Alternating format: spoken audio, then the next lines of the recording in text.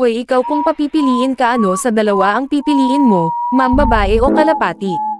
Siyempre ang kalapati. Buti pa kasi ang kalapati bumabalik. Hindi tulad ng mga babae kahit anong gawin mo iiwan at iiwan ka pa rin nila.